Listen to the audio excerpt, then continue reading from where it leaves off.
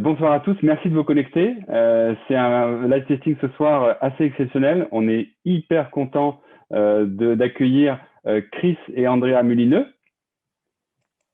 You can say hi. Yeah, hi Max, how are you? Great. They are connecting from South Africa, live and direct. We have only, there's no time difference. It's only 6 months time difference. Because the season is the opposite, of course. Yeah. Et tout le monde, donc on va essayer de faire le live testing ce soir un peu en français pour quelques explications et en anglais. S'il y a des choses que vous ne comprenez pas en anglais, vous pouvez demander dans le chat. Juliette pourra vous expliquer et vous traduire, n'hésitez pas. On a aussi Rafi Gabéyan. Bonsoir Rafi. Bonsoir tout le monde.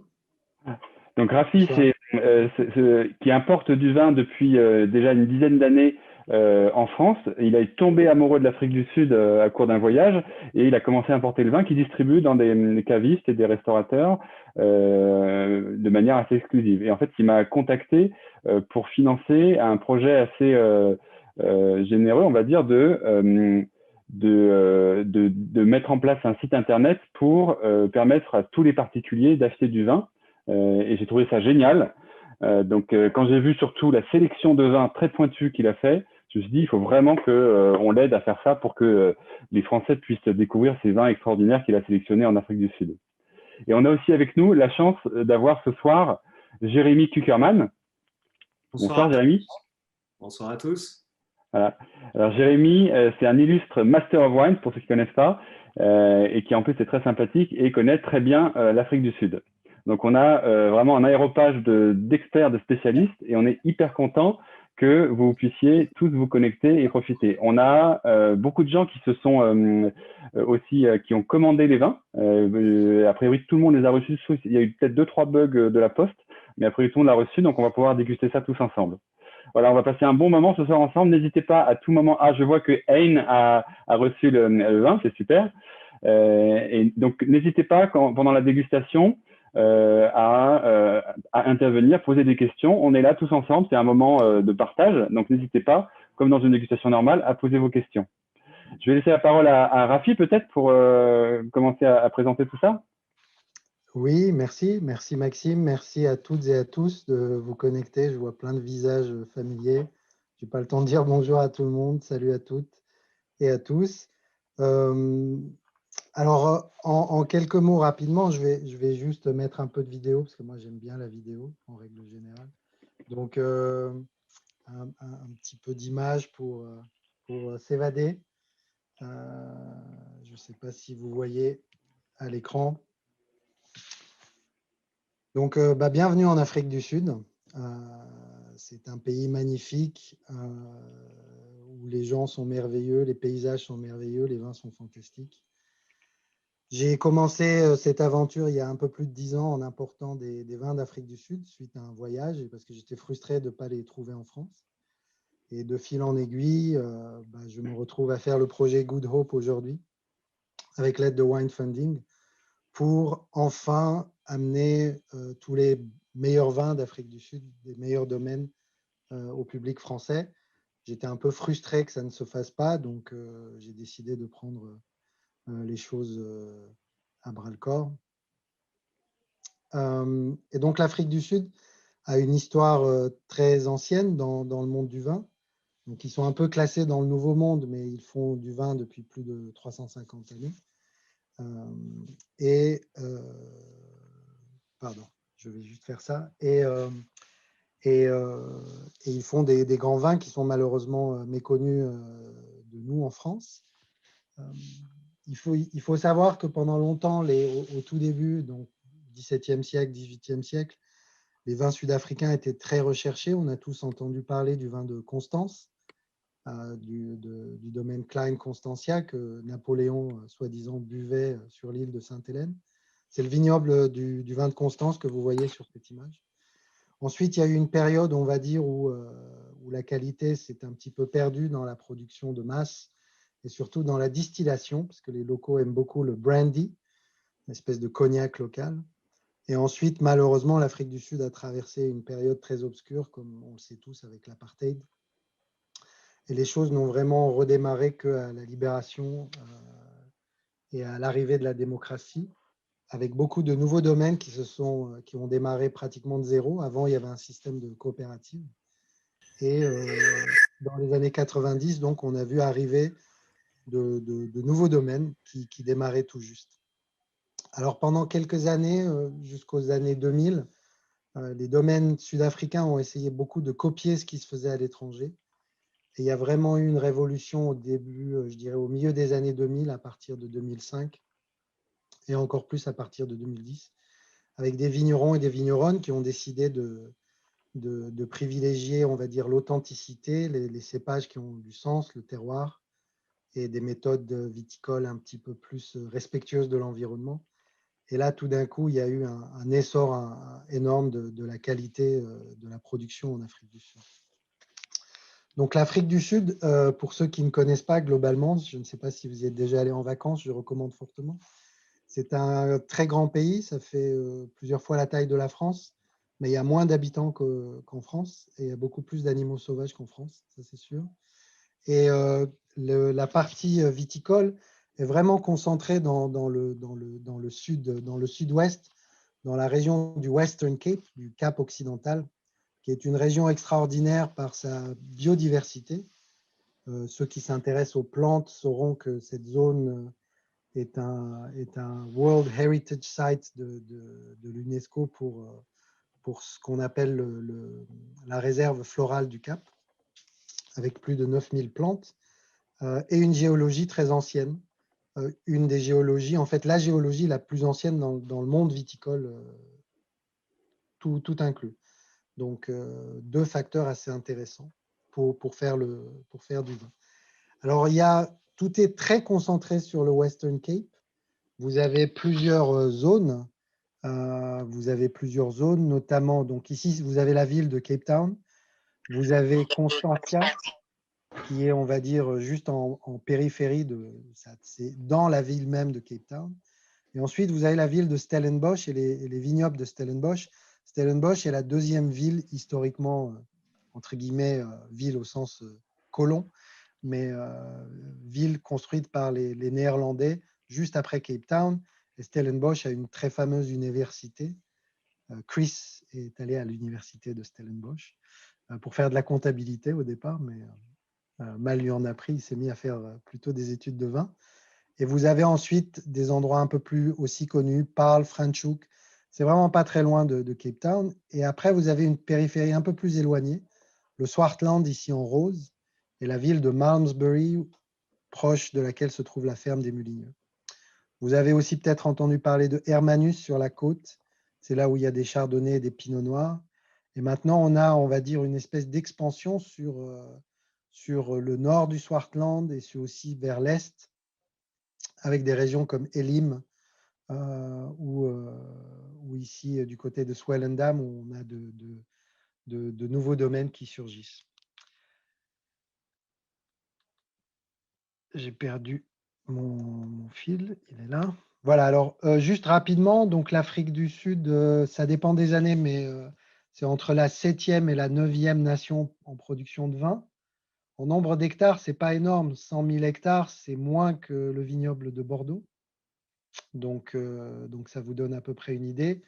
Une proportion de rouge et de plutôt 60% rouge, 40% de blanc et des récoltes qui ont lieu au mois de février, mars, même des fois janvier. Et donc, les vendanges viennent juste d'être terminées en Afrique du Sud. En termes de cépages plantés, le cépage blanc le plus planté est le chenin blanc.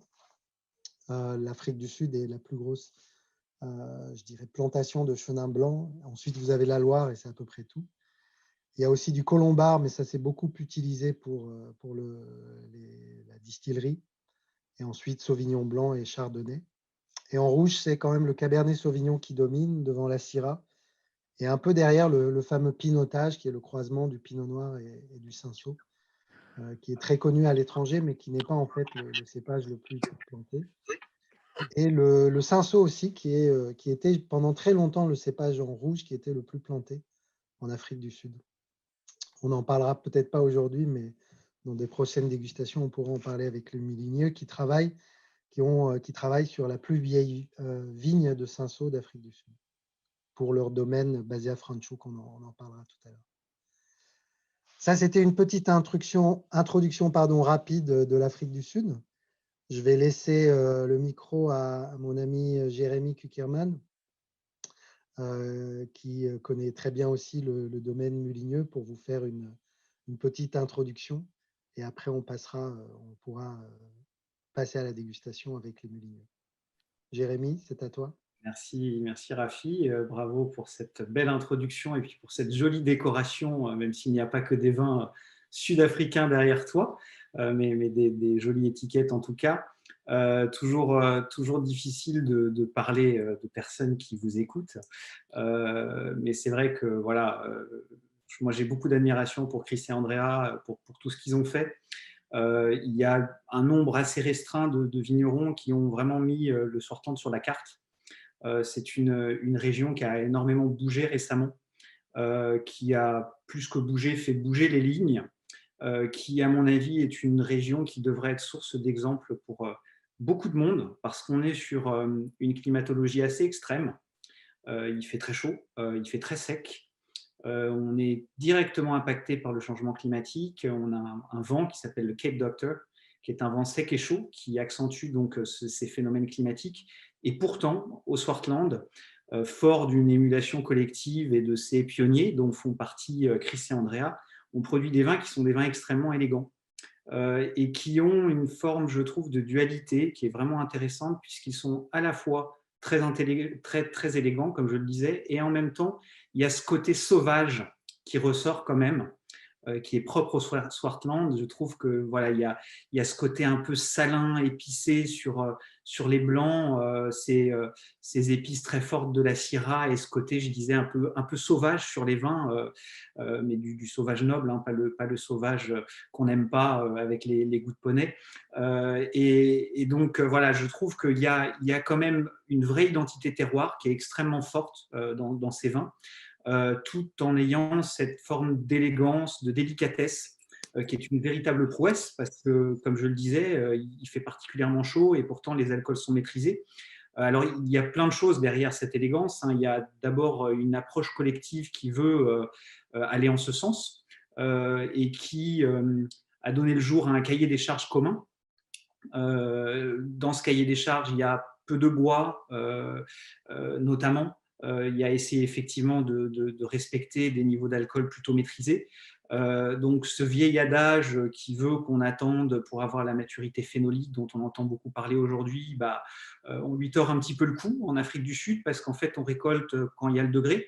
Et puis finalement on se rend compte que ça fait des vins très élégants si on n'est pas trop dans l'extraction derrière. Donc ça, je trouve que c'est très intéressant. Il y a une forme de leçon de vinification. Ensuite, quelques mots quand même sur les deux personnages. D'abord, je trouve que c'est bien dans ce monde qui a été trop longtemps misogyne d'avoir de la parité, donc de voir un couple. Introduction à ce beau projet de Rafi avec Chris et Andrea. Je trouve qu'il y a un double clin d'œil, puisque Chris et Andrea se sont rencontrés en France, entre la Champagne et le Rhône, et ce sont deux grands amoureux de la France, donc c'est vrai que voilà, c'est particulièrement intéressant, je pense, de les voir en premier lieu. Bon, en plus, comme je le disais, ça fait partie avec Ibn Sadi, avec Ali Bedenhorst, des grands pionniers de la région et de ceux qui ont vraiment fait connaître l'Afrique du Sud et le Swartland. Donc voilà, donc ça, je trouve ça vraiment intéressant. Et puis en plus, voilà, ces deux personnes absolument charmantes, et leur ferme, Roundstone, est un endroit absolument magnifique. C'est une sorte d'îlot vert au milieu de cet endroit un peu désertique, à flanc de montagne, qui ressemble un peu à leur vin, un endroit un peu poétique, avec beaucoup de générosité, beaucoup de couleurs. Voilà, et je trouve que ça ressemble aussi au pays, donc voilà, donc ravi. C'est ce qu'on voit derrière moi d'ailleurs. Ça, c'est les vignes de Mullineux. Et Jérémy, tant que tu es encore sur l'Afrique du Sud aussi un petit peu, il y a une question dans le chat de Charles qui demande quels climats en Europe sont similaires à ce qu'on trouve en Afrique du Sud, d'après toi? Alors, si je devais faire un parallèle, en tout cas par rapport au Swartland, parce qu'après, bon, l'Afrique du Sud, il y a des différences climatiques quand même relativement importantes. Hein. Quand on est à Hermanus, avec les baleines et la mer, on n'a pas le même climat que dans le Swartland, par exemple. Mais pour moi, le meilleur parallèle avec le Swartland, c'est probablement le Roussillon. D'abord parce qu'on a une géologie assez proche. On a des schistes, on a des granites, etc. Beaucoup de schistes en tout cas. Et puis on a la tramontane, en tout cas du vent qui souffle dans le Roussillon, des sols très pauvres. Et en même temps, il fait relativement chaud et très sec, avec des sols qui sont des sols très pauvres, donc où effectivement le stress hydrique est quand même assez marqué quand il fait chaud. Donc c'est probablement la région qui me fait le plus penser au Swartland. En plus, je trouve qu'il y a un beau clin d'œil, en tout cas de belles similitudes, parce qu'on est en train de voir aussi que le Roussillon est en train de faire des vins extrêmement élégants, récoltés relativement tôt, dans ce climat qui est quand même plutôt chaud et sec. Donc voilà, je trouve qu'il y a vraiment quelque chose d'assez proche. Merci pour la question. N'hésitez pas si vous avez des questions à poser. Là, vous avez des gens qui connaissent bien le sujet et ils peuvent vous répondre avec plaisir. Maybe we can start the tasting, Rafi. You want to say something else about? Yeah. So, non, on va juste passer en anglais. Si jamais vous n'hésitez pas, il y a une chat room. J'essaierai de faire de la traduction en direct s'il y a un mot que vous comprenez pas ou n'hésitez pas en tout cas. Donc, merci Jérémy pour cette introduction. So switching to English now. Chris and Andrea, welcome. We're very happy to have you here. It feels like you're next door. I know you're far away, but very glad to have you. So tonight, I'll leave the mic to you. If there are questions, we'll let you know. And yeah, if you can maybe, I have a short video on the farm. We can also use maybe to show the farm at some stage. And also to show the fynbos, because I believe that's an important aspect of your vineyard. But yeah, the floor is yours. Go ahead. Well, yeah, thank you. Thanks, Rafi. Yeah, firstly for being our importer and yeah, believing in our wines enough to sell them in France. It's fantastic. Thank you for the support. And also Maxime and Juliette for your funding of Rafi's new project. Yeah, really appreciate it. And Jeremy also, a good friend, and yeah, it's great to have you guys all introducing us, so thank you. And a few familiar faces, David, Thomas, yeah, a few familiar faces, that's also good to see everyone. Yeah, thanks for I could kind of follow most of that introduction, but yeah, just a little bit more background. Andrea and I are both first generation winemakers. I'm from South Africa originally, Andrea's from California. Two first generation winemakers, and we met in France at a festival in Champagne while I was working in Bandol and Andrea was working in Châteauneuf. So we've got a lot of soft spots in France for in our heart. But yeah, we find ourselves in a region in South Africa called the Swartland. As Rafi explained, it's about 1 hour north of Cape Town, so directly to the north. We could have settled anywhere in South Africa, as we are not from family wineries, but we specifically chose to come to this region for a few reasons. We have these incredible old vineyards, which we'll talk about now. We're very fortunate in South Africa to have many hectares of old vines. We have these fantastic ancient soils that are really interesting to plant vines and to work with.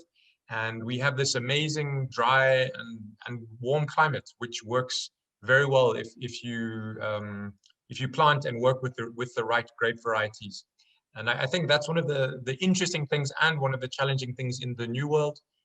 We have complete freedom to do anything. We can plant any grape in any place and make any style of wine we want, which makes for a lot of creativity and freedom. But often, people will plant something in a region for the wrong purpose. It's maybe because commercially there's a demand for a Sauvignon Blanc or a Chardonnay or a Cabernet, but it's not necessarily the right grape for that terroir that the farmer or the vigneron is based in. So our philosophy, and I think many of the philosophy of the new generation of winemakers in South Africa since the last 15 years is to really focus on only doing and making wine from grapes that are suited to the terroir of the region. So where we are in the Swartland, it is warm, it is dry. So it's definitely more, as Jeremy was saying, of a climate you would find similar to the Languedoc or in the south of France, so more of a Mediterranean climate. So as you are talking, excuse me, Chris, as you are talking about the region, because some participants have arrived a little bit late, and they didn't see the map that we showed at the beginning. So I'm just showing it again here. And the Swartland is the region near Malmesbury here, which is about an hour and a half from Cape Town, more or less. And it's away from the historical region of Stellenbosch and Paarl, Franschhoek, which are here. And also, again, Jeremy talked about Hermanus, which is famous here for cooler climate. And the Swartland, where Chris and Andrea are making their wine and established their estate, is here north of Cape Town. Yeah. So it's the whole pink region. So it's in fact, you can see there, it's the largest wine region in South Africa in terms of the size, but it's not the largest in terms of the number of hectares planted because it is very dry. Most of the vineyards are planted on the mountains because we have more rainfall on the mountains. So it's possible to grow vines. In the valleys between the mountains, the rain is too little, so it's impossible to grow vines successfully. So obviously there are challenges with the dry climate, but there are also, I think, many interesting things and many opportunities. One of the things for us, which is really interesting, is the ability to farm more naturally without needing to spray as much. So because we have very little rainfall, most of it is in the winter. We're able to farm with only organic sprays and to spray very infrequently. We don't have to spray very often. Also, because of the dry conditions, we do not have a lot of vegetation growing under the vines. So we're able to farm without using any herbicides like Roundup. So we are able to either just de-weed by hand because there's not a lot of weeds, or we are working a bit differently. We plant cover crops and we put mulch under the vines because they stop the weeds from growing. But also what's more important is they keep water in the soil. And for us, really, that is one of the most important things with the farming is to build the organic matter in the soil, build the life in the soil to have more carbon, which holds water and helps the vines to grow. So we have this climate, this amazing dry climate. We have these very ancient soils that are based on mostly decomposed granite and schist. And those are the sort of three strongest factors in our terroir. So a dry climate, schist and granite soils, and then we're very lucky to have these really old vineyards in the region. So the very first wine that we're going to taste tonight, and we can talk more about the winemaking as we go through the wines, is the Old Vines White. So this is our 2019 Old Vines White. And this is a real traditional blend from the Swartland region. So here what we're doing is we're taking Chenin Blanc, which is obviously originally a Loire grape variety. And as Rafi explained, we have a lot of Chenin Blanc in South Africa. I think we have twice the amount as in the Loire Valley in South Africa. But what we do in the Swartland is we like to blend Chenin with other varieties. So it's quite unique in the world to have blends of Chenin with other varieties. But I think it works extremely well where we are. So yeah, so maybe Andrea, if Andrea can chat maybe a little bit about what the other grape varieties are and why we work with them, and also how are we making the wine in the cellar? So, hello, thank you for coming tonight. So with this wine, as Chris mentioned, it's a blend. And for us, the blend is a way for us to bring complexity with the different varieties because it's a warm, dry region. And so the challenge sometimes in warm, dry regions is that you can have kind of homogeneous flavors in a vineyard as opposed to a cool wine growing region where you have a lot of complexity even in a single vine. But obviously our positives are that we have very low disease pressure, which means that we don't have to spray inorganic chemicals in the vineyard, which means that we have a very healthy balance of life, of natural yeast and natural malolactic bacteria on the vines. And that goes straight into then how we can treat the grapes when they're coming in the winery.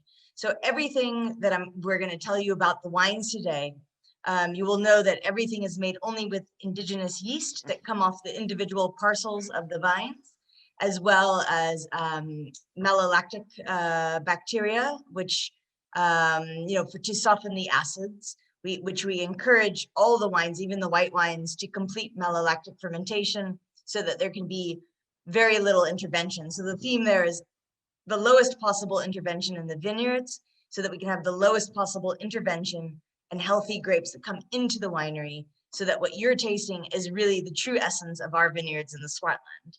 So as Chris was saying, it's Chenin Blanc dominant.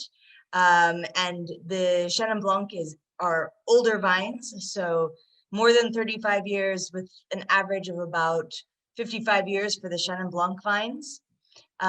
So old dryland, meaning no irrigation, bush vines that bring a structure and a core with some white fruit, but predominantly for the texture and the mouthfeel that you get from Chenin Blanc.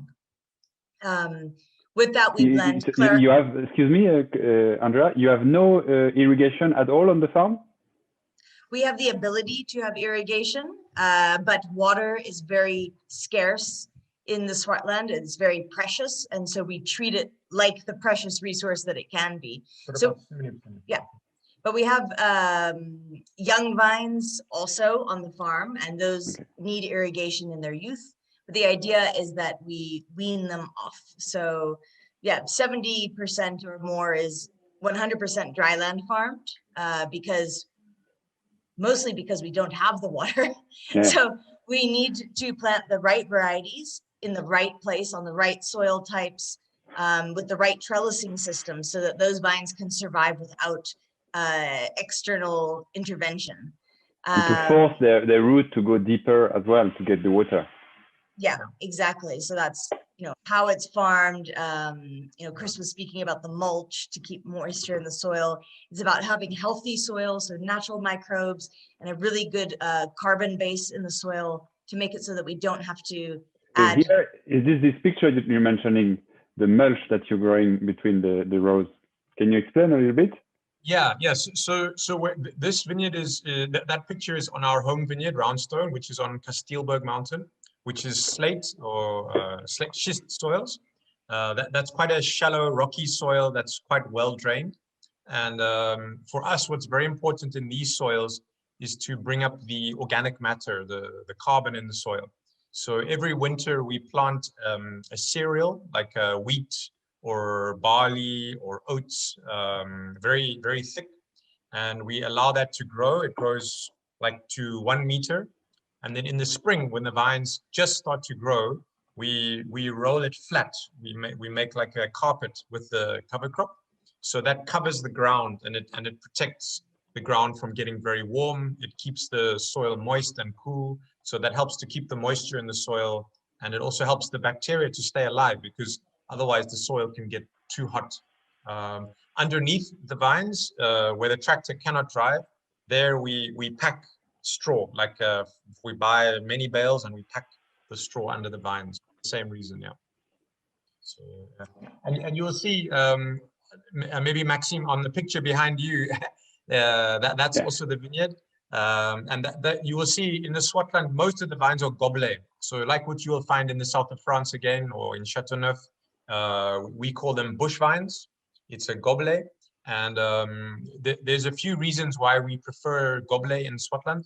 The one very important reason is normally the Goblet vines are a bit smaller, so they have less leaves, less grapes, so they need less water, which is very important. But also where we are, we have a lot of sunshine. You know, in South Africa, the sun is very strong. So the Goblet shape makes almost like an umbrella, and that gives some shade to the grapes. So the grapes are not standing on a cordon where the sun is shining on the bunches.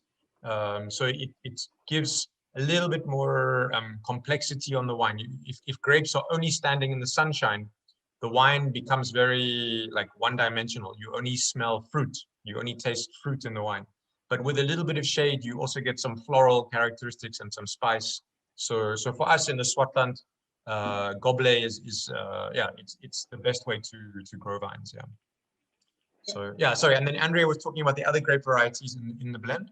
Yeah, so with the Chenin Blanc, I mentioned that's for the core essence of the wine to get the texture. It's really, you're going to taste the sunshine and really get an incredible expression of Chenin Blanc, which is very different from the Loire, but the adaptation of Chenin in South Africa is very unique. It's been in the country since the mid 1600s. So it is really adapted to the climate, even though it's so very different than in the Loire. And then the other varieties that we blend in are Viognier for an aromatic lift, Claret Blanche for texture, but more of a honeyed beeswaxed mouthfeel. Grenache Blanc brings a beautiful line of acidity. Semillon Gris, so a mutation of Semillon Blanc, but it does have the gris skin, which is a very rare variety in the world, but it brings a beautiful phenolic edge. So even though we're a warm, dry climate, having a little bit of phenol, a little bit of tannin on the white wine helps it to finish longer and more refined, so that it doesn't feel heavy. And that's what's beautiful about it. It's the texture is very beautiful, because you have something on the mouth, like you say, it's rich, it's a bit opulent, but it's not too heavy. This tension brought by that you mentioned makes it very fresh and light, in spite of the fact that it's very rich. It's a beautifully balanced wine. I love it. I don't know about other people. If you taste the wine and if you want to share your comments, feel free. Or ask questions, take the microphone and do it, anyone.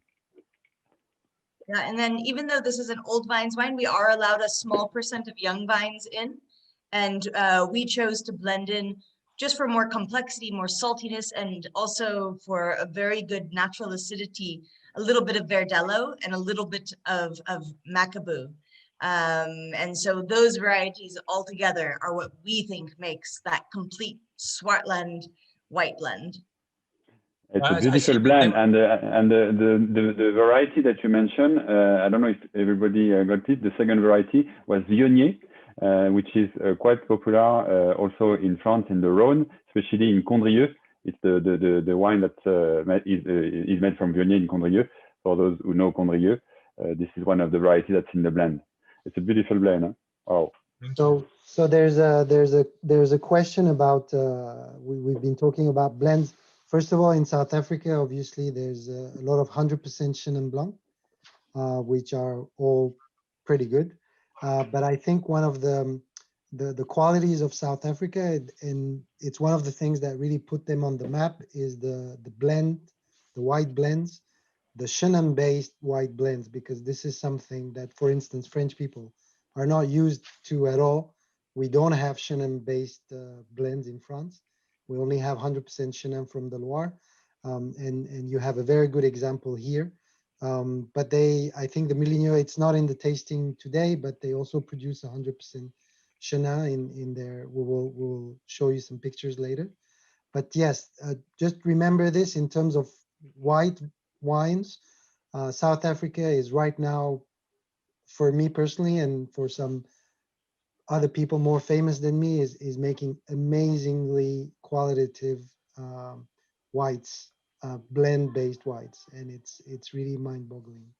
So I think what's exciting at the moment in South Africa with the white wines is, if you think of a wine like this, it's so unique. There's nowhere else in the world that makes a style of wine like this. And I remember it was basically a concept that was created by our good friend Ibn Sadi. In 2000, he made the first wine that was a blend. And I remember I was a student at university, and I went to visit him, and he, he was famous for his red wines, but he was making this white wine. And he said, yeah, come and taste this. And before he poured it, he told me what it was, this blend of Chenin and Viognier. And my first thought was, is this legal? I was like, because you're so trained to think Chenin Blanc cannot be blended. Chenin Blanc is 100%. So my first thought was, wow, maybe this is illegal and he will get arrested, kind of thing. But when you tasted the wine, it made so much sense, because we have this old vine Chenin, but our climate is not the same as the Loire. We are drier, we are warmer. We don't have limestone. So our terroir is very different. So it allows us with Chenin Blanc to do many, many different things. And I think that's what's great. In South Africa today, we are not trying to copy other places. We're not trying to make an imitation of Vouvray, or when we make Syrah, yeah, there'll be some similarities to the Rhone Valley, but we want our wine to taste like South African Syrah, not like, a copy. So I think, especially with the white wines at the moment, we have a really very strong identity and confidence to just be South African, which is great. Yeah, and so, someone is asking about the vintage. We're drinking 2019, and someone is asking about the aging potential of this wine. I think, given the texture, I know more or less the answer, but maybe I leave you to respond, Andrea, maybe, or Chris. Right, I'll just show you something. We actually are drinking. We have a 2010 here. Wow. Which we opened 2 nights ago for dinner with a friend. And Andrea, maybe you can tell it. Can you share? Can you share it with me?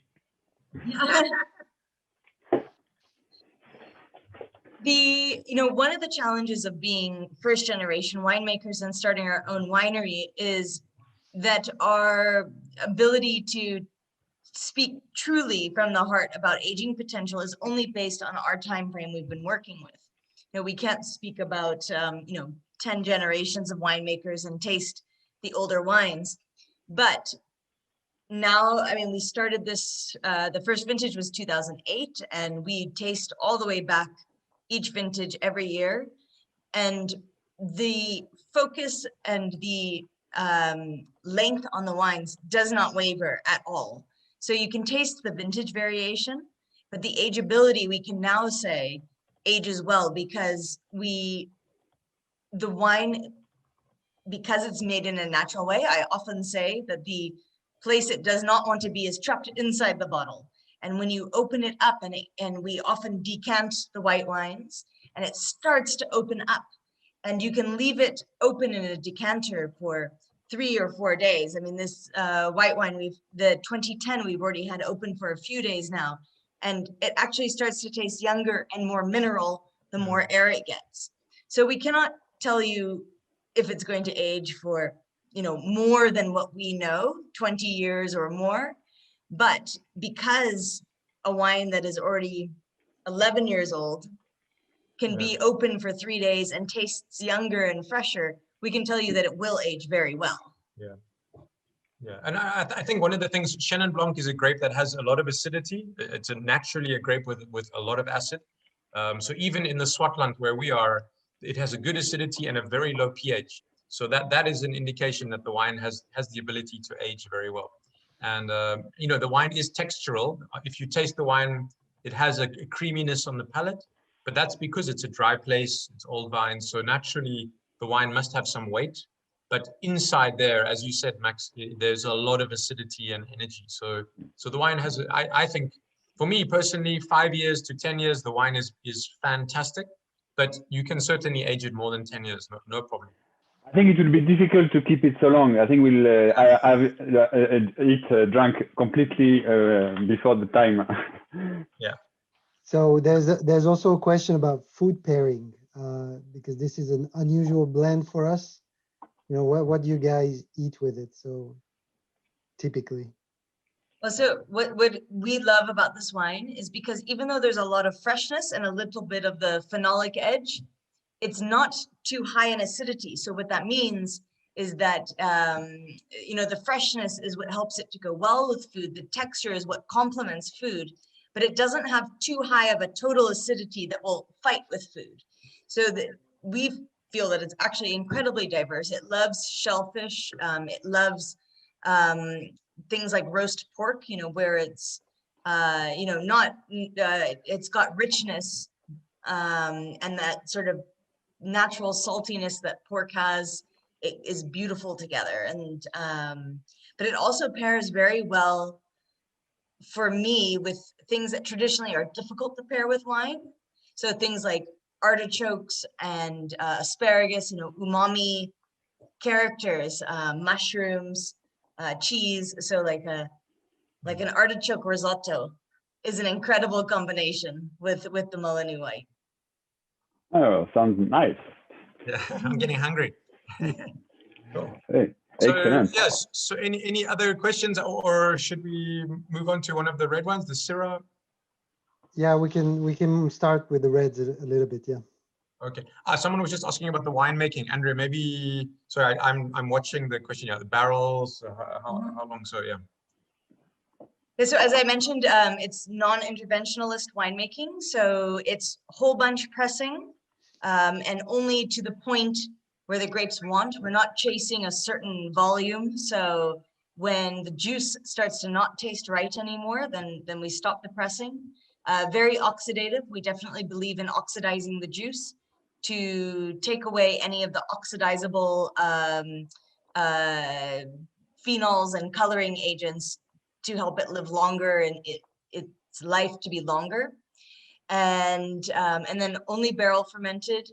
A little bit of new barrels because we have to replace barrels sometime, but it's mostly large format, you know, 500 liter to 2000 liter foudre that, so that the barrel is more of an aging vessel, but not for flavoring the wine. I think that the micro-oxygenation that a barrel can naturally bring cannot be replicated by a human.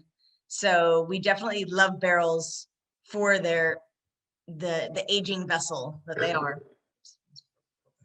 Yeah, and then Stefan was just asking how many bottles we make of this wine. About 30,000 bottles every year. So yeah, so cool. So should we talk about the Syrah? I think yeah, that's great. So 2016. So when Andrea and I moved to the Swartland region in 2007 with our first vintage in 2008, we really wanted to initially only make 3 wines. So a white wine, which is the blend we've just tasted, and then 1 red wine, and then 1 sweet wine. And for us, the red wine was a very easy decision. It was a Syrah, because Syrah and our region are just perfectly paired to each other. We have the perfect climate for Syrah. We have these incredible slate or schist soils and granite soils, very similar to what you would find in parts of the Rhone Valley and in southern France. So we knew it was obviously a grape that could work extremely well. This Syrah is 100% Syrah, so we do not blend in any other grapes whatsoever, but it is not a single vineyard. So this is a wine that, in our mind, is an expression of the whole Swartland wine region. So it's a wine that comes from a few different vineyards, 7 vineyards to be precise, planted in different parts of the Swartland. So this wine really gives you a fantastic idea about the whole of the Swartland, and so it's our representation of the Swartland wine region in one bottle. We maybe, Andrea, in the winery, anything special that we do? Like there's a bit of whole cluster.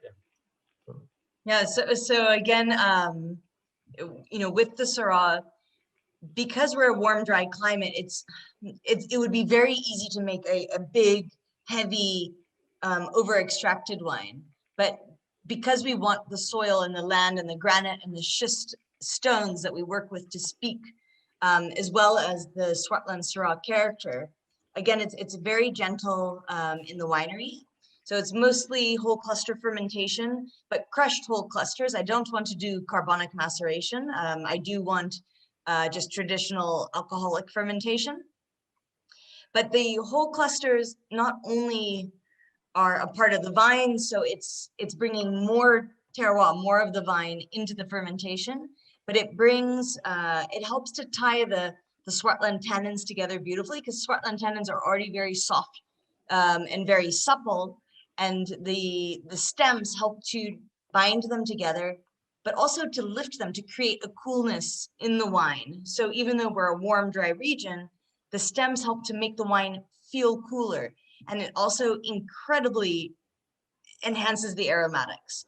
The violet and the lily flower characters that you naturally get in Syrah, I feel that with the whole cluster fermentation, it absolutely enhances that, which I think is very beautiful in Syrah.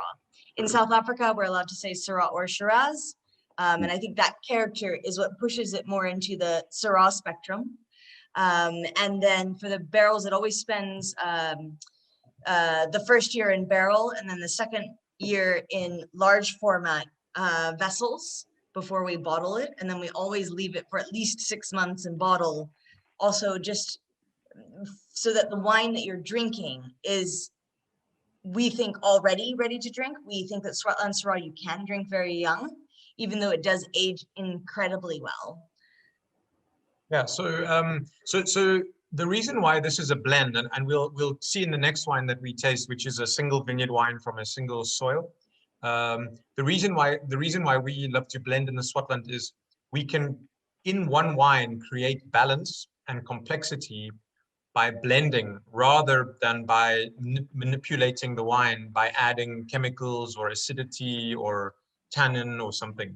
So these vineyards are planted in 3 different types of soil. We have 3 main terroirs of soil that we have red wine planted in the Swartland. So the first is schist soils, which is a very shallow, very rocky soil, like similar what you would find in Côte-Rôtie. So very rocky, very shallow soils. And they tend to have smaller vines with small berries and very thick skins. So it's always the soil that gives the most tannin and the most structure to the wines. Then we have soils that are very sandy, very deep soils that are based on granite, decomposed granite. So there the vines have very big roots and the vines are bigger. There's more shade, but the berries are a bit larger with more acidity. So those are always the vineyards that if we need acidity in this wine, we use more of those vineyards to blend and bring the acidity rather than to add acid from some other place. And then the third soil type is what we call iron soils. They are very rich in clay and iron, very similar to what you find, in fact, in like Pomerol in Bordeaux. So they make very soft, very velvety wines in South Africa.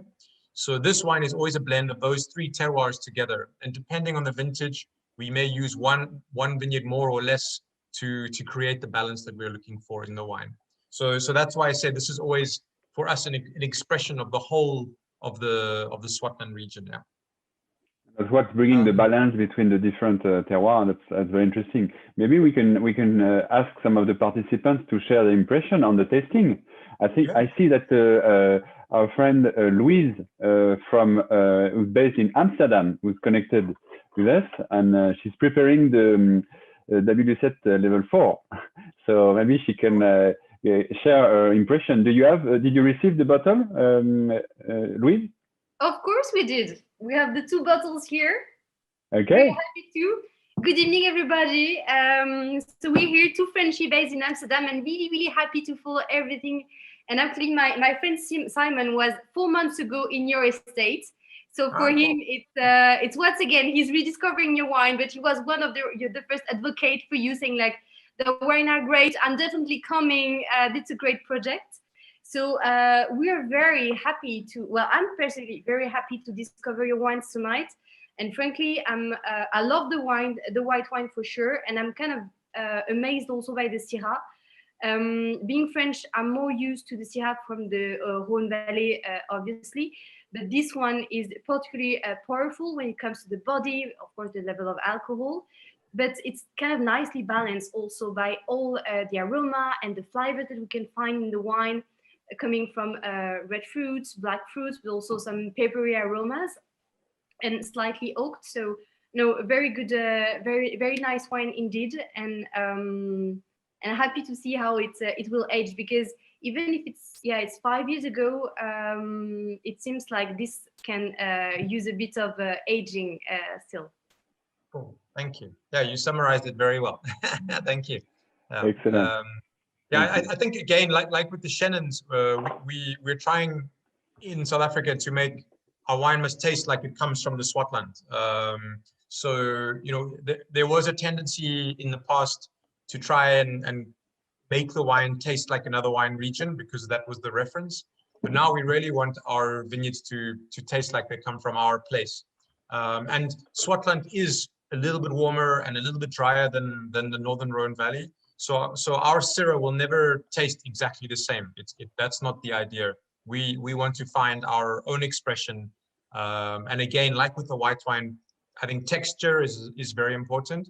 But obviously, any great wine needs to have balance. It must have acidity. It must have tannin structure at the same time. So. Excellent. What about Sophie? Did you receive the wine eventually? Sorry, Maxime. Sure, I did. I think there was some problem in the logistic. And what do you think about it? Sophie visited the Mullineux estate a few years ago. She sent me a tasting notes on a copybook and a notebook, and it was just saying, what was the word you used? Sorry? What was the word you used in your notebook? Outstanding. But it was not the same. But yes, I really appreciate it. The visits and also the wines. And I had a question about the vintage. How was it this year? Was it sunny? You mean this year, 2021? No, in 2016. Yeah. So do you want to answer? Sure. Yeah. No, 2016 was an incredibly extreme vintage. It was the hottest and driest year on record in South Africa. So it was a very hot vintage, a very quick vintage.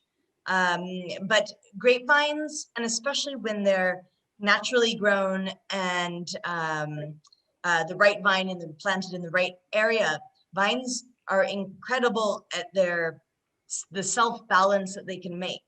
So the vines, they knew that it was going to be hot and dry, and they naturally did not make as many grapes that year. Or if the vine made too many grapes, it dropped them by themselves.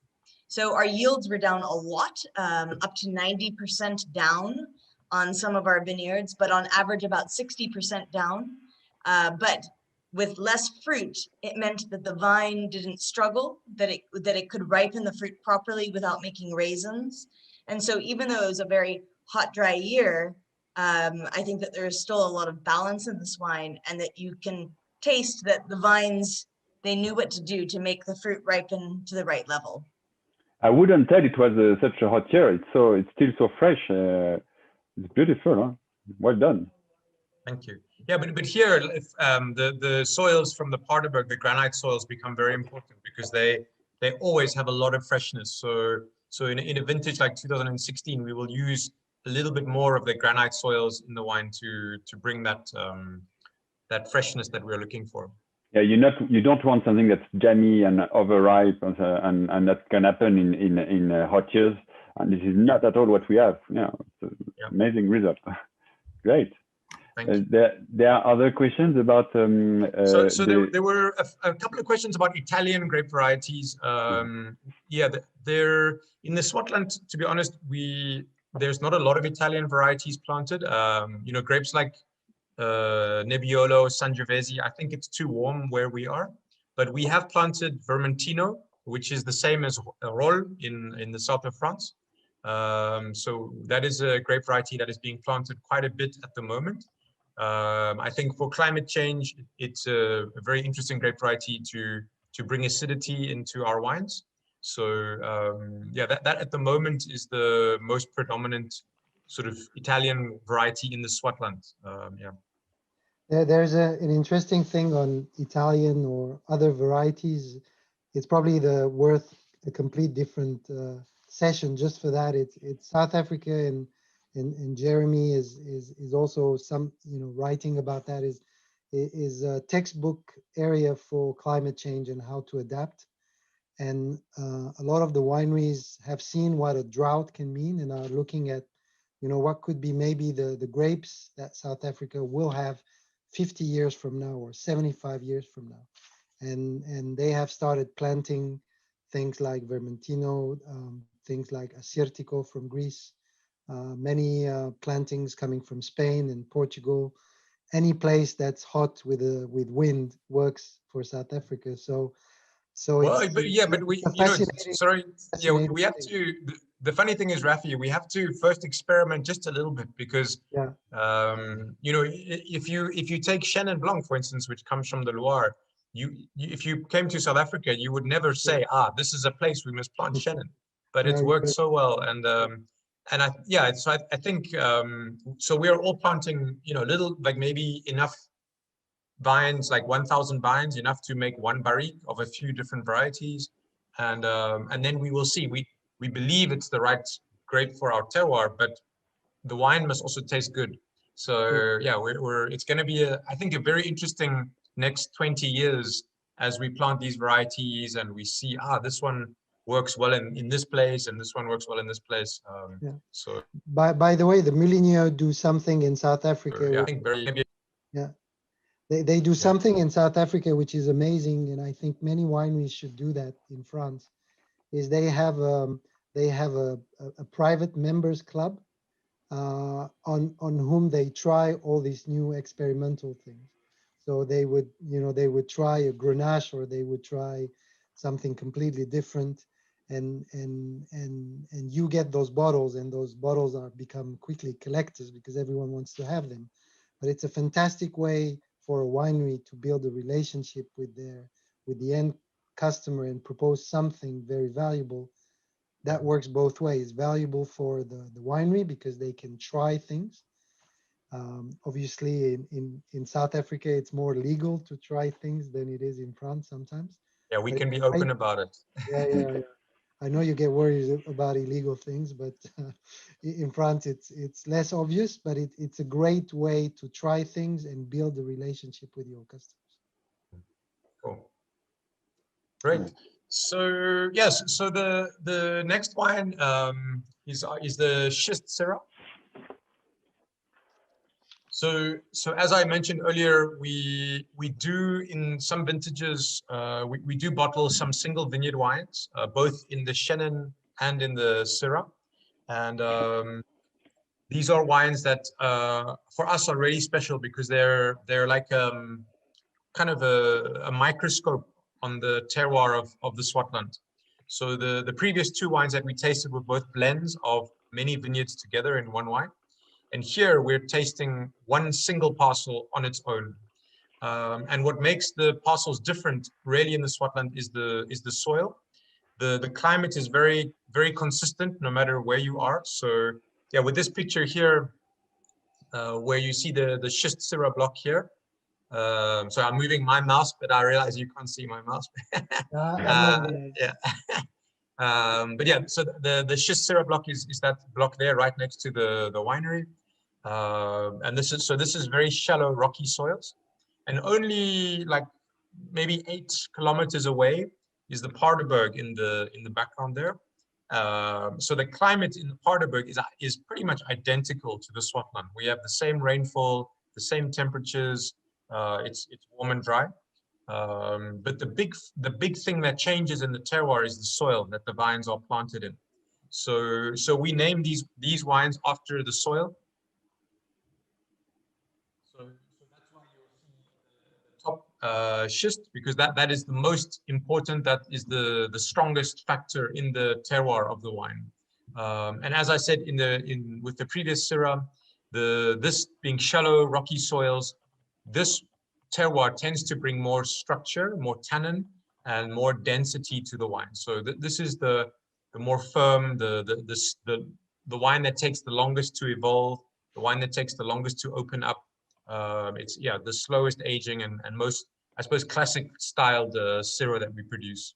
The only difference in the winemaking, Andrea, is a little bit longer in oak. Yes, so for these wines, they're always only 100% whole cluster. So again, it's putting that magnifying glass with the stems on the soil in which it's grown. So it helps to really highlight what we're looking for, whether it's the structure, the mid palate, or the length. They're only made in very small vessels. So the largest fermentation vessel for these is only 500 liters. So that way it can just be hand punch downs. We like to treat the fermentations more like an infusion rather than an extraction. So it's like gently, only by hand, doing the punch downs or the pigeage. Pigeage. Yes. So we want to keep the cap, the skins on top. We want to keep them healthy, so they must stay wet. But we don't want to use a machine or a lot of force where you're going to extract out more tannin, too much extraction, and then you're not going to taste what we think the soil gives it anymore. Then you're only going to taste what the winemaker is doing. And then it spends 2 years in vessel before it's blended and then eventually bottled and then released after a year after bottling. I see that. I think Jeremy, if you have the wine with you, can you maybe share your impressions? Yeah, I do have the wine, and it's great. So very happy to say a few words. It's my favorite usually in the red branch. Actually, I think it's pretty Northern Rhone in style. To be honest, probably not very Côte Rôtie, maybe more Cornas than Côte Rôtie if I had to if I had to compare. I think this wine avoids many pitfalls. It's not too heavy, first of all. I think when Syrah is growing in very warm conditions, it can be very jammy. We all know that. I remember Henri Bonneau saying Syrah in Châteauneuf is tasting like Syrah, and in Hermitage it has the taste of terroir. And I think you have the taste of terroir here. It is powerful, but I think 2015 is very elegant as well, honestly. Probably also because it has almost 7 years now. It's got this thick, chewy tannins, but quite polished in the meantime. So yeah, and then lots of fruit and this wildness that I mentioned. It's saltiness that is for me really the footprint of Swartland that you get both in white and red wines. So yeah, really delicious and pretty opened, I think, for Schist, because I've tasted some Schist younger, but that were still a bit closed. These wines need time, but yeah, it's really a great bottle. Yeah, we picked this vintage for the tasting because it was the one that works at the moment. But yeah, usually I think in the Schist as well as granite need many years in bottle, but this one is I'm impressed how open it is. If I can add one or two things, some people might think that Syrah is easy to for winemaking. I don't think it's the case. I think it's easy to produce a very bad Syrah. I think oak it needs oxygen because it's very reductive, so it's difficult because in the meantime. New oak and Syrah, it becomes very heavy. So you need to find the right balance. As I mentioned, I think the vineyard is very important. So I think that the gobelet is extremely important, and shading the grapes and picking at the right time is definitely crucial. I see 13.5 ABV on the label. Believe me, it's not that easy to peak at 13.5 or 13.7. I don't know the exact figure, but anyway, it's not that easy in Scotland to peak at that alcohol potential level. So yeah, and difficult to produce great Syrah. Probably easy to do something fruity, but doing something very complex is much more difficult.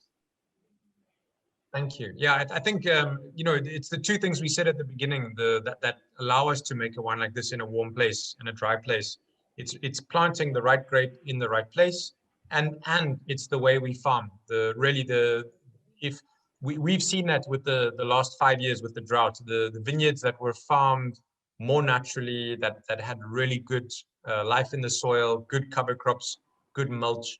They were the vines or the vineyards that had the least problems, the least stress with the drought.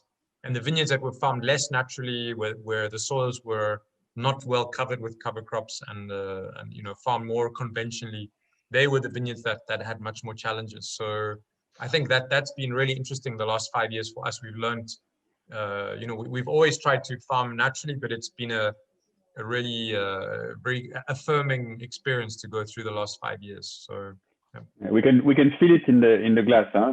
All these efforts that you put in the vineyard, and the result is just fantastic. We have lots of comments in the chat. People are very impressed by the quality of the wine, the tannins. I mean, you just browse through the comments. People are very impressed by the quality of the tannins. And maybe some other participants who are fan of Northern Syrah, like Jérôme, is he still around? Jérôme, did you leave the meeting or not yet? No, I'm still there. Okay. Did you receive? Yeah, you know that many people have received small format of bottles, which I'm afraid maybe the expression for this wine, especially this wine, needs a little bit of volume in the glass. So I'm curious to know, I think you, Jérôme, you received the small format? Yes. What do you think about the wine? So effectively, I confirm. I had to try to drink as a whole and avoid splitting because it needs a minimum of volume. But I am impressed by the tannins. This is definitely incredible. They are so smooth, so mature. It's very incredible. I like the length. It's long lasting, and it's in particular it's even more noticeable on the 2016 version, the regular Syrah, where there's a kind of ramping up sensation of tasting during the time. So this is a very, very good sensation, and the Schist is effectively enriched with this terroir, very exotic, at least with the French culture, but we can definitely feel it. It's very present. It's very pleasant to see the mix between this very subtle spices and this more terroir part. I really liked both of them, and effectively the Schist one is a bit higher in terms of finish, but I really like both of them. Yeah, and what I like the finish you mentioned, Jérôme. What I like, especially in this one, is that it makes you salivate and that you want to taste, to drink more. Yeah. Yeah, that's for us really the most important thing with all of our wines is the wines must make you want to drink more. That's fundamental from every single wine we ever bottle. It's a wine where you must want to finish the bottle and have another one. It's fundamental. With moderation. Yeah. Well, you need some help of a bunch of friends. But definitely, this one is when you finish it. This is type of salinity that you have in the mouth that makes sparkles in your taste buds, and that makes you want to have more. So I'm sorry for the one who have the small format. No, I confirm. The salinity is really present in the Schist version, and effectively, it's like you want to discover more and try again. And effectively, this is the limit of the small bottles. But now I did not know you know where to how get. small they were. That's true. They're very small. How small. But now you know where to get the bottles, the full format, exactly. From goodhope.fr with Rafi. You can buy the bottles now, the full size. Good tactic to put small bottles. Could you talk a little bit about the other domain that you have, the Lou Passant? I don't know how you pronounce it. Yeah, sure. Yeah, for sure. Actually, I'm just gonna put on screen the. So just for you guys to all understand the various labels and the wines that the Mullineux are involved in. There is what we call an entry-level range, which is the Kloof Street, which we haven't mentioned, but there's a red wine and a white wine. The white is completely Chenin Blanc, and the red is I would say a kind of like Southern Rhone type blend, with also there's some Tinta as well in there, I think. Yeah, so, Tinta Barocca, yeah. So still an original blend. And then you have the, in the range, sorry, where is it? Okay, you have some of the wines we tasted at the beginning. This is what the domaine, we would say les vins du domaine. So you have the Old Vines White, which we had, the Syrah, and then there are two fantastic sweet wines, the straw wine, Vin de Paille, which is produced pretty much every year. And then the unicorn wine, the Oleracea, which is the straw wine, but in a Solera system. So every year they keep the current vintage and they mix it with previous vintages, and they do an amazing Solera straw wine. I'm not a big fan of 100 points and things like that, but this wine got 100 points from Neil Martin. So I don't know about scores. I just know that it's a gorgeous wine. It's a very rare wine that hopefully we'll all get to share together one day, not in a mini bottle. And then you have what is called the single terroir range. There is these are where you can find 100% Chenin from the farm. So there's a granite Chenin, a quartz Chenin, and then the schist, the granite, and the iron that we mentioned. These are also fantastic wines. And then there is another venture where Andrea and Chris are involved. It's the Lou Passant, which is in Franschhoek. So Andrea and Chris, if you want to say a word about it. By the way, it's a fantastic place also for hospitality. Fantastic food, restaurants, hotel. Yeah, so it's a partnership. We started this winery in 2014, so it's a relatively new project, together with a partner who owns the hotel. And for us, for our Mullineux winery, obviously everything is 100% Swartland, and we always knew of these amazing vineyards outside of the Swartland that obviously we could never work with. And some of them are really very special. There are vineyards that are more than 100 years old, like Cinso, that are just incredible parcels of vineyards.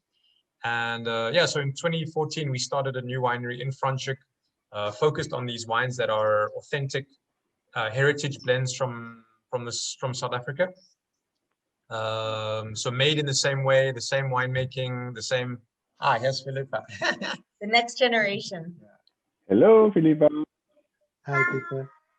Did you taste the wine with your finger in the glass? Philippa's big aim in life is to learn French. She's yeah, it's a big aim in life. So yeah, she's. You can come for an internship at WineFunding. Yeah. Oh, do you like that? Yeah, so she's coming on our next trip, Rafi, where she really wants to. Yeah, she's more than welcome here. Yeah, but yes, yeah, so Lou Passant is not in the Swartland. It's outside of the Swartland, and the focus is more on Cinso and Cabernet Sauvignon. Those were the really special wines made in South Africa in the 19th century. We made these kind of like Chateau Mouzar, I suppose, in Lebanon, which was a blend of Cabernet Sauvignon, Cinsault, and Carignan. We in South Africa made blends of Cabernet Sauvignon and Cinsault, and sometimes another grape. And our modern interpretation of these wines is made in Franschhoek, and we also make a very special Chardonnay there. So yeah, so it's same. And what about the Cinsault? I believe you have a very old vineyard of Cinsault on this farm, don't you? Yeah, we work with it's the two oldest red wine vineyards in South Africa. So there's no other red wine vineyard older. So the one was planted in 1900. So before there was even a car in South Africa or a tractor. When you go in the vineyards, there's no the rows are like crazy.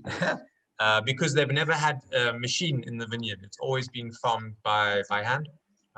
So very special varieties, yeah. And is it grafted or? Yes, yes. So they were the first vineyards planted after phylloxera. So phylloxera came in South Africa about 1870, and by like 1890, all the vineyards were destroyed. And so they started in South Africa. They replanted the wine industry with Cinsault. So in like 1920, 1940, it was about 80% Cinsault in South Africa. So it was a very common, or the most common grape variety in the country. Yeah. But so with all vineyards, with all vines of Cinsault, you can make beautiful wines. Last night we had a tasting in Languedoc, and the winemaker is a fan of Cinsault. He calls it the Pinot Noir of Languedoc. Yeah. Because with all vines, you can make beautiful Cinsault. Well, yeah. Next time we come, we have obviously the vineyards are very small and the production is very low, but we have some 100% Cinsaults we make from those vineyards. They are very, very special. So we'll bring some for you. With pleasure. Next time we have a tasting of Liu Passant. So Liu is in Franschhoek. So Franschhoek means the French corner.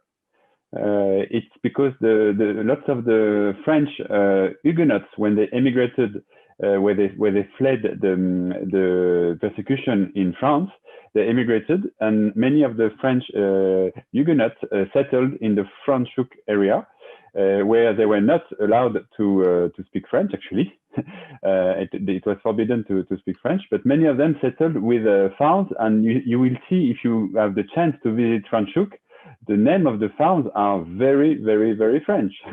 Yeah, like Grand Provence, Le Petit Femme, they're all French. Haute Cabrières, it's all, all French. All of these, and Dieudonné, there's even one. So many. And Liu in Afrikaans, I believe, means lion. Correct. Yeah. So it refers to the lion that used to pass around in this area. Do you think they were? Yeah, well, there's that connection, but it's more our partner there's surname means lion, so it's the property that is owned by him. So it's It's a beautiful property. When you showed it, Rafi, it's interesting. This architecture, which we call Cape Dutch, which is called in French architecture hollandaise du Cap. It's inspired. It comes from the Dutch people who, when they started to build buildings over there, they had this similar architecture, but it evolved and they adapted it to the Cape town, Cape region area. So we call it Cape Dutch, isn't it? Correct. Yeah, that's correct. Yeah. Correct. Yeah. So you see, it's a beautiful place when you visit it. It's one of the most beautiful wine region in the world, really, because you have the vineyard, the mountain, the ocean, and there's a lot of diversity. For the biodiversity, it's actually very good to limit the number of pesticides that you use. So it's really a place that when we can come and visit you again in South Africa. Maybe Rafi, you said you have the video. Maybe you can share it quickly. It's short. It's like 2 minutes, just to show you the landscape of where we are. Please, yeah. Yeah, it's coming. Just hold on a second. Everybody will travel a little bit. Yeah. Since we are all stuck and locked down in our place, we will travel with this short video. You have to taste the wine while you're watching the video, because then you can feel like you're in the place. Yeah. There you go. So what you're seeing here is you're actually seeing the farm here. This is This is the house and the cellar. I don't know if you can see my little hand moving. Yes, we see. Yeah. And what you see behind here is the mountain that we mentioned, the Schist mountain, the Kastilberg. And there used to be Merlot here, right? You took it all. The previous owner made a mistake.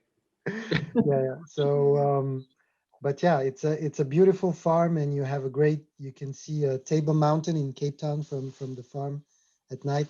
This is that famous. Sorry, went a bit fast, but that's the famous palm block where you have a lot of the fynbos. An equivalent of the fynbos in France would be garrigue. It's basically an ecosystem of plants that is indigenous to the place. So, and I know that Andrea and Chris have been impressed by visit to Léon Barral in Faugère, and you also have now cows on the farm as well. So. Yeah, he was the most amazing vigneron. The wines sometimes are like alive, but his farming for me was incredible. Really, I've never met someone who's a farmer like that. I like your diplomatic way to commend the wines. It's true. Hey, Philippa.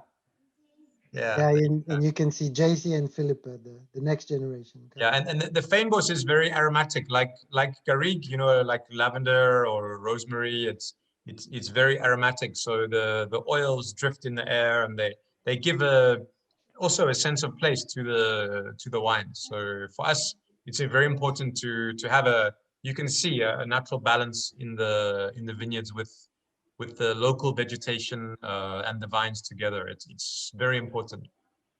Also, fynbos is a lot about biodiversity because it hosts some ladybird, which can help against the mealybug for the leaf roll, which is a virus that is extremely difficult to fight in South Africa, especially. So yeah. So again, when you talked about the textbook and climate change and virus and everything and biodiversity, it's another example. Cool. Excellent. Maybe before we wrap up, or maybe there are other questions.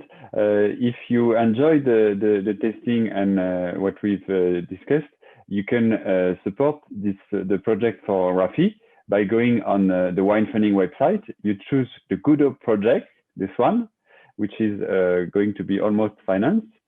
So hurry up. And then when you open, you will see a video presenting the South Africa and the selection of wines. And then you can select different packages of producers, and you will see other producers. And here is the Mullineux that we've tasted some of the wines. So there's a Mullineux package, but there are also other producers. One of your friends in Swartland as well, Adi Badenhorst, another very nice package.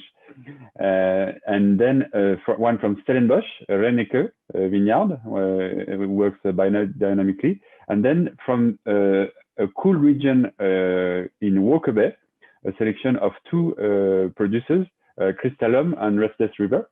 So that gives you a choice of different options. And also some of the packages have been split between different producers, and you can have easygoing wine for €100 with three different producers. Then you have the premium where you have, for example, the Chenin we've tasted and the first Syrah we've tasted from Mullineux.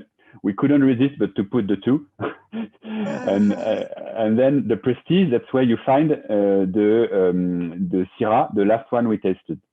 So help yourself with the different choices. And if you have questions, feel free to ask. It's very easy to do it online. And then when all of this is financed, hopefully Rafi will be able to launch his website. Do you have maybe a preview of the website, Rafi? And then you can order straight from the website? Yeah, sure. Let me just show you what it's starting to look like. So hold on. This is exclusivity. The first time. Do you mind? Do you mind? Yeah, no, okay? I don't mind. It's made to go public at some stage. So Almost en primeur in Bordeaux, so it's Yeah, let me. So it's still in draft version, but the idea is to have something very simple to navigate and very content based, because I think that's the best way to learn about all these things. So it's there's a landing page, and in this landing page, on a regular basis, we will highlight a domain, winery. Here you can see our friend Eben talking about, how he got his idea from the Negev desert to plant some vines. And then basically you can navigate through the wines. There will be also a blog. There will be a lot of live events. I will come to that. And the idea is really, I'm trying different things here, so don't pay attention. But the idea is that for each wine, there will be your regular type of information, but there will also be videos about the winery and the wine itself. So here, for instance, this is Adi Badenost for those who know him. But if I go here, for instance, I think I have an example with the Mullineux white here. And here there's a little video of Andrea and Chris explaining what's behind the Old Vines white. So. I'm wearing the same shirt. Yeah, you're wearing the same shirt. Yeah, that's amazing. That's your video shirt. So that's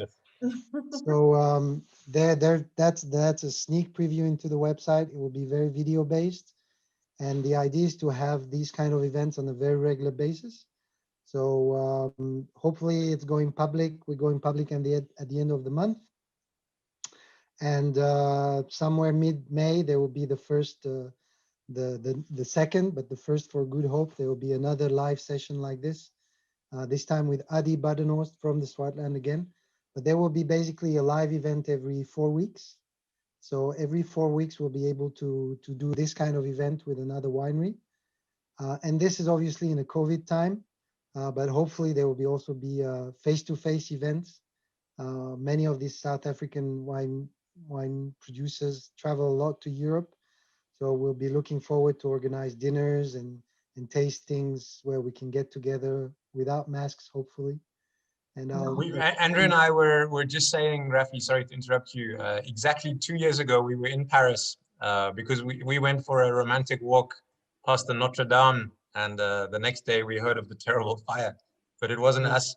But we know it's you, but we'll keep it away from the police. Yeah. But no, yeah. So we do travel a lot. Yeah, South African winemakers travel a lot. Yeah, so there'll be a lot of events because I truly believe in events. The Swartland Revolution was the best event ever. So the idea is to replicate that and to have a lot of content available to the people who are interested in. So, Rafi, it's looking great, all of this. Some people are asking in the chat if you're going to deliver outside France. Dair, I think Dair is based in Italy. And we have also people who are connected with us tonight from Germany, from Netherlands. We heard Louise. And will you be able to ship outside? Because this selection in France is quite unique. What you're offering to the French public is very unique. I wanted to organize last year a tasting with different cuvées from different countries in the world. I had to order from 5 suppliers in Netherlands, England, everywhere. It was quite difficult. To have this selection in France is new, it's unique. So congratulations, Rafi. Thank you very much for doing this. And what about the neighboring countries for our friend Dair in Italy and others? I'll be more than happy to deliver to Italy and other countries. I think right now for all the people in the wine business, the one country we don't want to deliver wines to because of the paperwork is England. But even that we can do, I guess, going through Northern Ireland or something. But yeah, no, you will be able to have deliveries across Europe. The site itself will be at the beginning only in French, I'm sorry, and Armenian to please my mother. But yeah, we'll be able to deliver. I mean, not me, but UPS is able to deliver, so they will hopefully deliver those. We tried it. Actually, I think we managed to get some wines to Amsterdam and some to Germany. So yeah, it will be possible. Yeah. Excellent. Yeah, so yeah, check it out because it's going to be a very good selection, quite unique. To have picked the best yeah, so winemakers. There'll be on launch date there will be around 40 wineries. So and I had to force myself to make a short list. My accountant wanted less, but I told him to go somewhere else.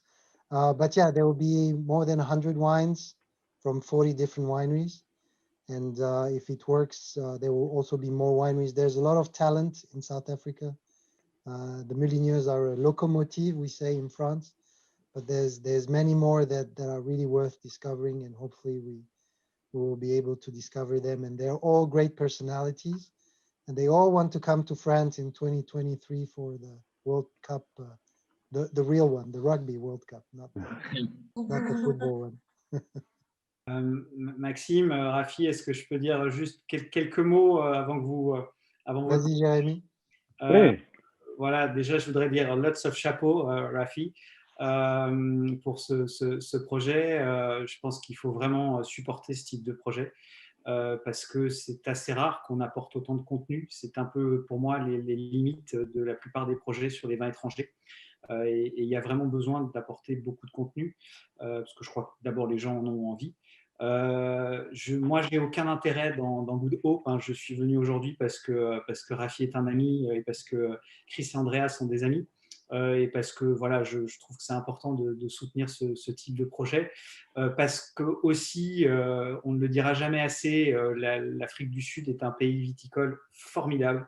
Parce qu'il y a énormément de passion, parce qu'il y a lots of good guys and lots of good wines là-bas, et que ça mérite, je pense, qu'on soit là pour soutenir ces initiatives. Donc, voilà. Donc encore bravo, et en plus, les sélections que j'ai vues passer sont des sélections d'excellents vins.